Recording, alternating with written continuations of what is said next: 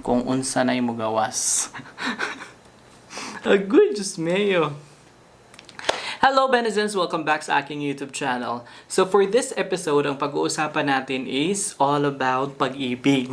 So housing loan sa pag-ibig. Kasi nakaka-receive ako ng mga comments or actually questions kung magkano nga ba yung ma-loan nila if ever na meron silang ganitong sahod, ganitong natatanggap na pera. So magkano nga ba yung ma-avail na loan sa pag-ibig.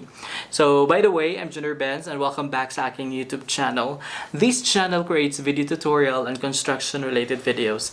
Now, kung yun yung mga hanap yung video, please feel free to click that red subscribe button and then click mo na rin yung notification bell para ma-update ka every time na meron tayong mga bagong upload, just like this video. So, in this episode, we have tutorial video coming up.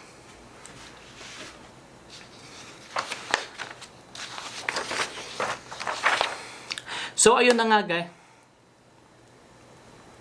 Thank you for clicking in this video at ang ating pag-uusapan here in this episode ay sasagutan natin yung mga comments ninyo o yung mga katanungan ninyo based sa website ng Pag-ibig kung magkano nga ba yung ating ma-avail sa Pag-ibig loan kung tayo ay mag-apply for housing loan sa Pag-ibig. Say for example, meron kang ganitong kung meron kang 20,000 pesos per month na nare-receive mo as your salary, so magkano yung ma-avail mo sa housing loan ng Pag-ibig? Kung ano yung mga pwede lang na kung magkano yung possible na ma-approve sa'yo sa Pag-ibig.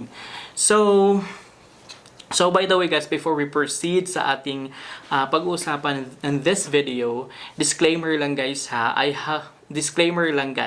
I am not actually related sa Pag-ibig. So yung mga i-share natin dito is kung ano yung mga na-research natin about in this topic. So about in this topic, and that's basically, and also ang reference natin is sa website mismo ng Pag-ibig. So official website ng Pag-ibig.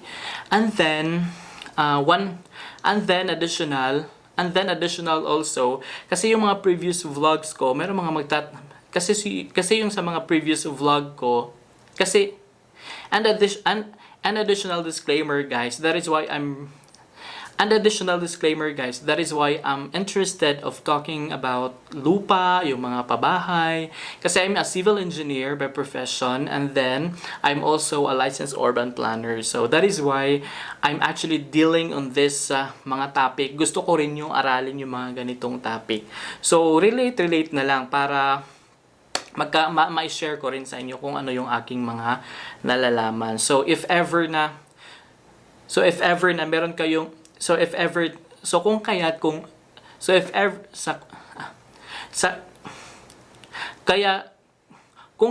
meron kayong gustong ipa-research, may mga tanong kayo, just raise your question, and if that's urgent, you can actually and if that's urgent na gusto nyo ng agarang sagot, you can actually reach me sa aking social media sa Instagram. Actually, lagi akong sumasagot doon sa Instagram.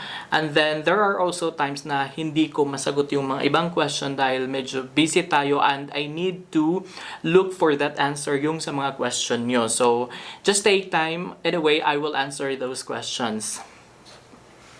So, yun. So, balik tayo dun sa ating pag-uusapan for this episode. Ngayon,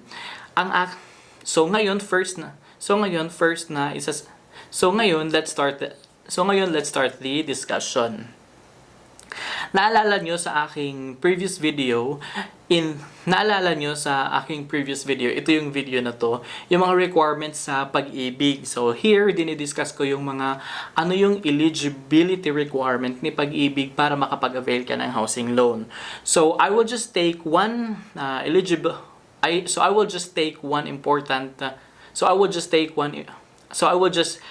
So I will just take this one important na eligibility requirement dahil pag-uusapan natin to here in this episode. So isa dito is yung sinasabi na not more than 65 years old at the date of loan application and is not more than 70 years old at the date of loan maturity.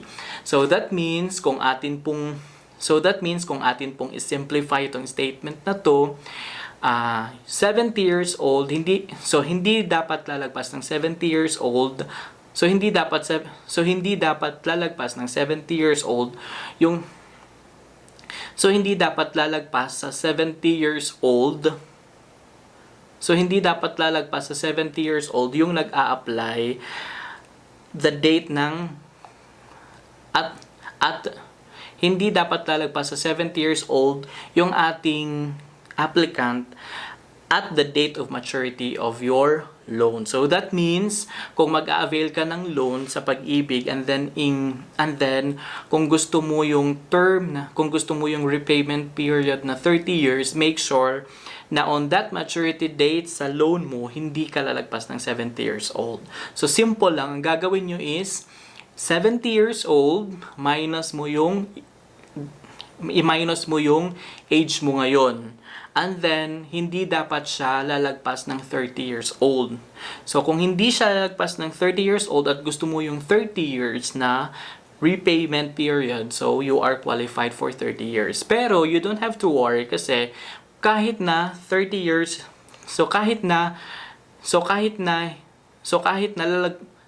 lalagpas ka ng 30 years, pwede ka namang mag-avail into 25, into 20 years na repayment period. So, titingnan natin kung ano yung pinaka-the best na repayment period ang pwede sa inyo.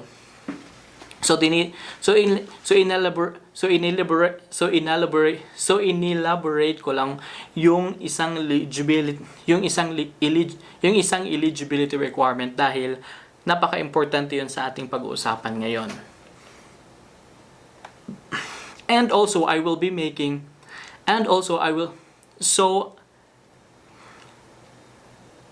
So parang ganito lang siya. The older you will apply for a loan, the shorter the repayment you can avail. The younger you will apply for a loan, the longer repayment period yung ma-avail mo. So parang ganun lang yan. Parang invert. So parang ano lang. So ganun lang yung set. So ganun lang yung logic ng pagbabayad natin sa. So ganun lang yung logic doon sa usapang 'yon, sa usapang 'yon. So ganun lang yung logic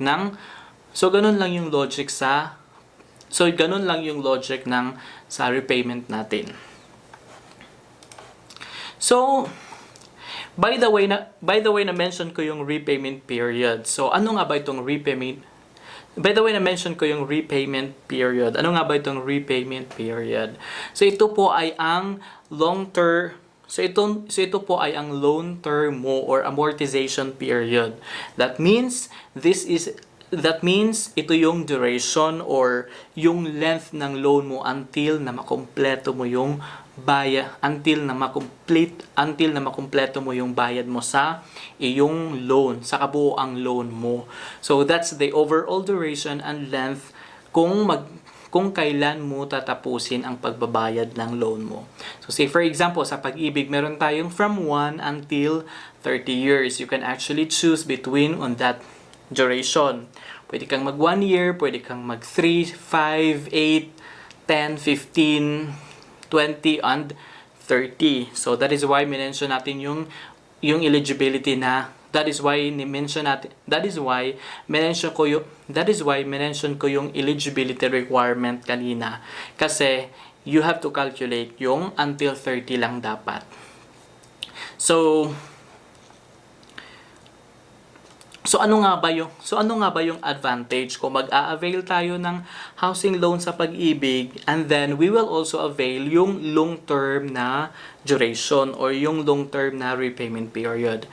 The advantage for that is hindi ka mapipressure magbayad ng monthly amortization mo kasi the longer the period, the cheaper the monthly amortization. Pero you have to take note na the longer the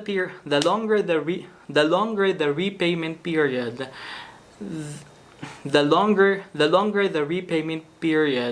the higher the interest rate. Oh, ganun yung logic niya. So kung mag-avail ka naman ng short term ng loan duration, that means medyo mataas yung ating monthly amortization. Pero makakalas ka din doon sa overall interest rate kasi nga shorter yung in-avail mo na repayment period. So yun yung repayment period.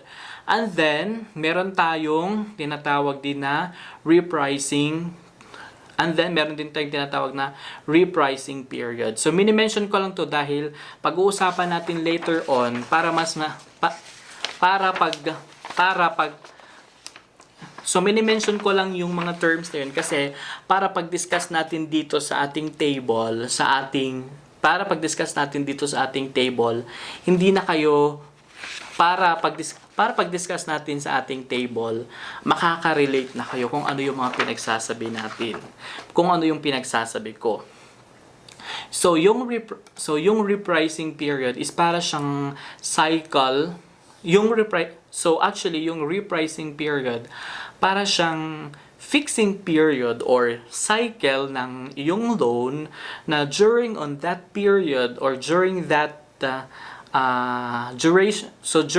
duration, hindi pwedeng magbago yung interest rate mo. Kung ano yung na-avail mo on that time, ganun lang yung babayaran mo on a certain period. Kasi meron tayong sa repricing period, meron tayong sa Pag-ibig, sa repricing period ay meron tayong 1, 3, 5, 10, 15, 20, 25, and 30. So kada duration yan is merong corresponding percentage. Just like for example, kung mag-avail ka ng repricing period for 1 year, meron siyang interest rate na 5.75%. Kung mag-apply ka ng 3 years repricing period, meron kang 6.25% during 3 years. So kung mag-avail ka rin ng 5 years, meron kang 6.5%. So kung mag-avail ka ng 10 years, meron kang 7.25%. 15 years, 7.88%. 20 years, 8.50%. 25 years, 9.13%. And pinaka-longer na repricing period is 30 years, which is meron kang 9.88%. So ngayon iklaro ko lang sa inyo ano yung advantage at disadvantage nito. Ang advantage niyan is, for example, mag-avail ka ng 3%. Ang advantage niyan ay ganito. Say for example, nag-avail ka ng loan sa repricing period of 3 years. So sa 3 years, ang interest rate mo ay 6.25%. So within that 3 years, magbabayad ka with interest rate of 6.25%. At hindi pwede yan baguhin with that period, within that 3 years. Pero pagkatapos ng 3 years, pag i-reprice yan, depende sa Pag-ibig. Either pwede siyang bababa or pwede siyang tataas. So ngayon, actually kadalasan, tumataas talaga yan. Kadalasan, pero hindi naman ganun kataas din.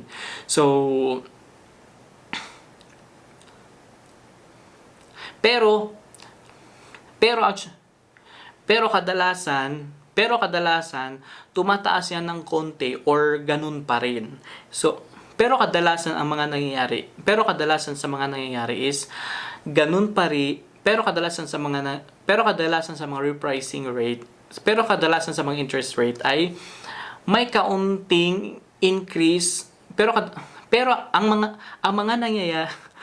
nangyayari diyan sa mga interest rate ay either pwede siyang bababa or pwede siyang tataas. So ngayon, nasa pag-ibig na 'yan. Depende sa repricing ng ano nila. Depende sa kanilang repricing. Depende sa kanilang repricing. So, mag-expect ka na after 3 years, kung nag-avail ka for 3 years period, mag-change yan. Either, pwede actually pareho lang or magbaba or magtaas siya. So, within that period. Pero, yun yung advantage. Tsaka actually pwede siya maging disadvantage kasi hindi siya certain on that period. Hindi siya maintain on that interest rate.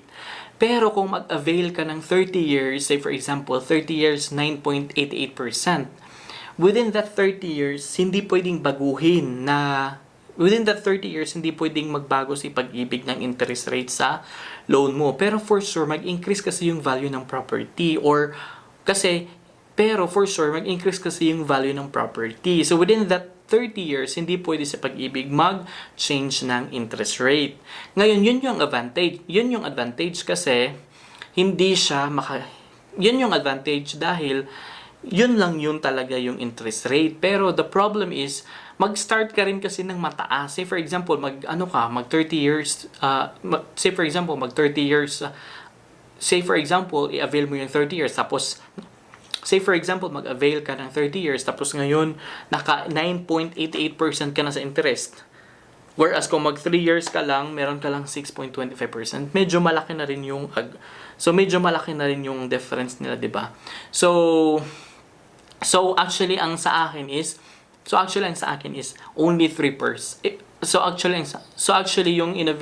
So actually yung kadalasan talagang mga repricing period is only 3 years kasi medyo practical siya somehow. So depende rin sa inyo. So ngayon let's go through na sa ating table na prepare ko. Actually, pwede mo siyang So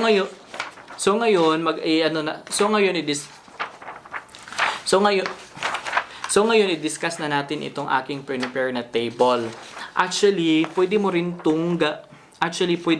gamitin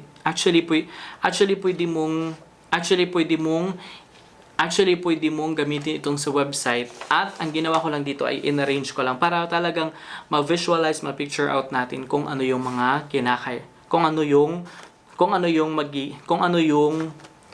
mga differences nila. So unang-una, let's have this how much income is required to loan value. So magkano raw yung income mo ang una ay magkano daw yung dapat na salary mo kung ikaw ay mag-avail on that certain amount.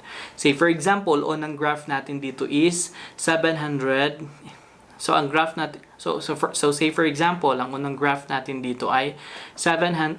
So say for example, ang unang data natin dito ay 750. So say for example, ang pinakaunang data natin dito ay 750 pesos. So say for example, ang ating pinakaunang data dito ay 750,000 pesos ang gusto mong i-avail na loan. So magkano daw yung salary na dapat mong kailangan? So kung gusto mong magbayad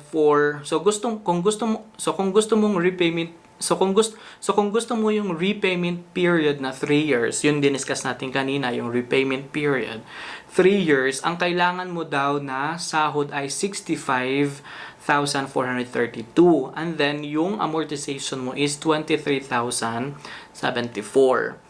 Tapos, kung gusto mo ng 5 years to pay, 41,600 yung dapat mong sahod in a month.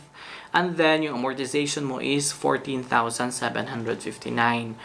Kung 8 years, kailangan mo ng 28,000. So, medyo bumaba na siya. Tapos, ang amortization mo is only 10,000. So, let's go directly sa 30 years. Kung gusto mo ng 30 years to pay, 13,000 lang yung kailangan mong salary in a month and then yung amortization mo is 4,799. Yun yung monthly mo within 30 years. Pero, kung gusto mo, let's have here the 900,000 pesos. So, kung yun yung gusto mong i-avail na loan, kung magbayad ka lang for 10 years, sabihin natin gusto mo lang ng 10 years, ang kailangan mong sahod ay dapat sumasahod ka ng hindi bababa ng 28,872 pesos. And then, yung monthly na dapat mong bayaran for amortization is 10,312. Ganon din sa 20 years to pay. So, kung sabihin natin 20 years to pay, dapat meron kang sahod na 18,700, hindi bababa dyan. And then, yung amortization mo is 6,785. So, let's have here the 1.5 million kasi ito talaga yung kadalasan. Gusto mong mag-avail ng 1.5 million. Ngayon, kung gusto mong bayaran siya for 15 years, titingnan mo dito sa ating matrix, kailangan mo ng 36,746. Then, ang yung monthly amortization mo is 13,206. So, ganito lang siya. Kung the shorter the repayment period na i-avail mo, the higher the required salary per month ang kailangan ni Pag-ibig na makita sa'yo.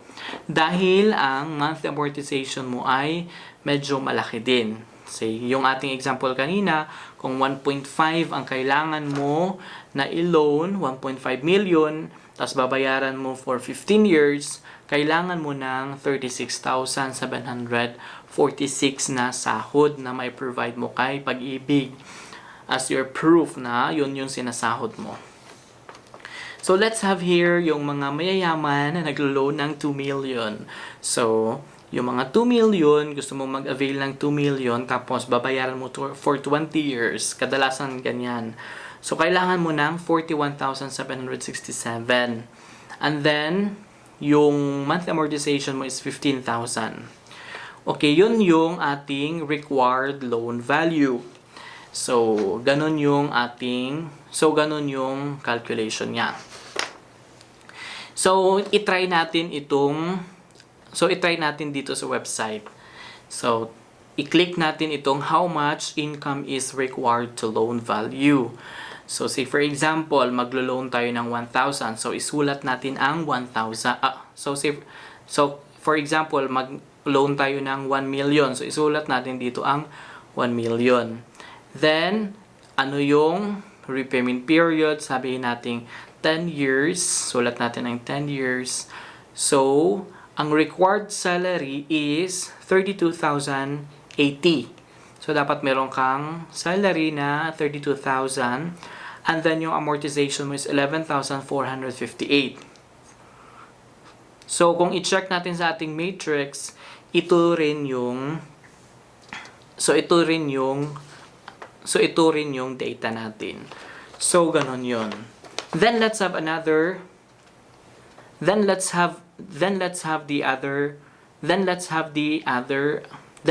other item. Itong how much you can borrow based on your income. Say for example, meron kang income, magkano man. So for example, meron kang ganitong income, magkano yung ma-avail mo? Ngayon, sabihin natin, sir, meron akong 20,000 per month na sahod. So, magkano yung pwede kong ma-loan? So, ang approximate loan mo is, kung magbabayad ka for 20 years, ang approximate na ma-loan mo is 957,686. And then, magbabayad ka in a month ng 7,220 for your amortization. So, ganun yung ma-avail mo na loan. Tapos, sabihin mo, sir, meron akong 25,000 per month. Tapos, gusto kong mag-avail for 20 years yung repayment period. Magkano yung approximate na ma-loan ko? So, kung meron kang 25,000 na basic salary, so kung meron kang sahod na 25,000, tapos gusto mong magbayad ng 20 years to pay, meron kang ma-approximate na loan 1.1 million, 1,197,108 pesos na pwede mong ma-loan. And then, yung amortization mo is 9,025. So, actually, itong ating monthly amortization, ang requirement dito is hindi lalagpas sa actually itong ating amortization is yung babayaran natin for amortization natin is 35% of our income. So, ganon. So, let's have, sir, meron akong 40,000 per month, okay? Tapos, gusto ko lang mag-avail ng loan, tapos 10 years to pay. So, ang magiging ma-loan mo na value is 1.2 million. 1,246,881. Tapos, ang monthly amortization mo for 10 years is 14,286. So, let's have this another item. Itong how much you can borrow based on the value of the property. Kadalasan, itong ganito ang setup. Say, for example, naghanap ka ngayon ng bahay, tapos yung amount ng bahay is, yung amount ng mga bahay subdivision is, for example, itong 1.3 million. Kadalasan ganito. Meron din tayong 1.5. So, say, for example, itong 1.3 lang, yung mga townhouse kadalasan. So, itong 1.3 million, may equity ka dito na 65,000. So, ang ma-avail mo lang na loan is 1,235,000. Yung ma-avail mo na approximate value for loan. Tapos, kung babayaran mo siya for 10 years, ang magiging amortization mo is 14,150. Kung babayaran mo din siya ng 15 years, bababa siya kasi 'di ba nag-increase ka ng repayment period. So, ang mangyayari ay 10,000 lang yung mo. So, ang mangyayari ay 10,874. So, 10,873 pesos yung monthly amortization mo. So, we can go through sa ating table. So, if gusto mo yung mga single attached na mga property, kadalasan mga nasa 2 million or 2.5 million. So, sabihin natin 2.5 million. So, ang equity mo dito is 250,000 and then ang ma-avail mo as your loan 2,225,000. So, kung sabihin mong pwede mong bayaran siya for 10 years, ang magiging monthly amortization mo ay 25,780.52. So, ganun yung pagkakuha nyo ng monthly amortization as well as the approximate na pwede mong ma-loan sa pag-ibig. So kung gusto niyo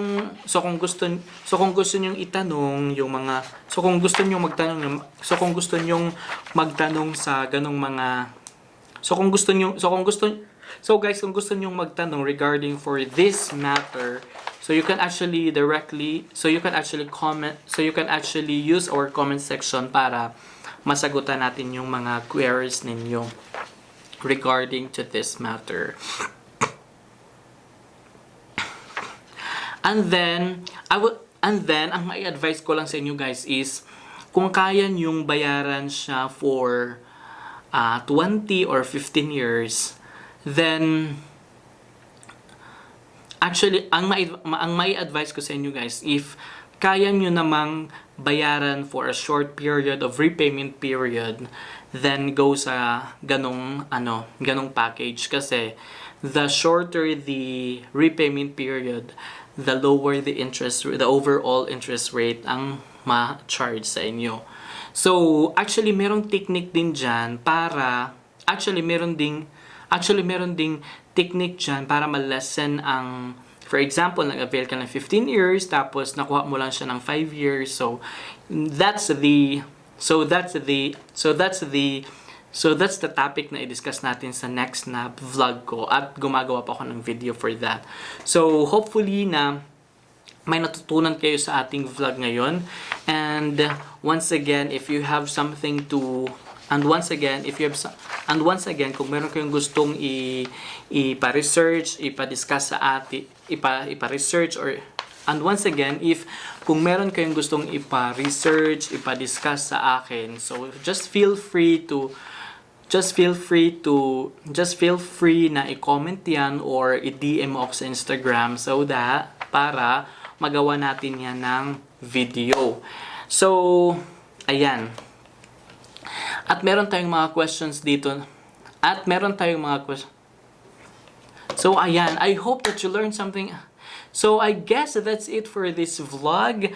And I hope that you learned something out from this video. And if you do, huwag niyong kalimutan mag-subscribe sa aking channel. And by the way, thank you for supporting my channel. Naka-reach na po tayo ng 10,000. We are actually more than 10,000 subscribers. And thank you to all of you na nag-support sa aking channel.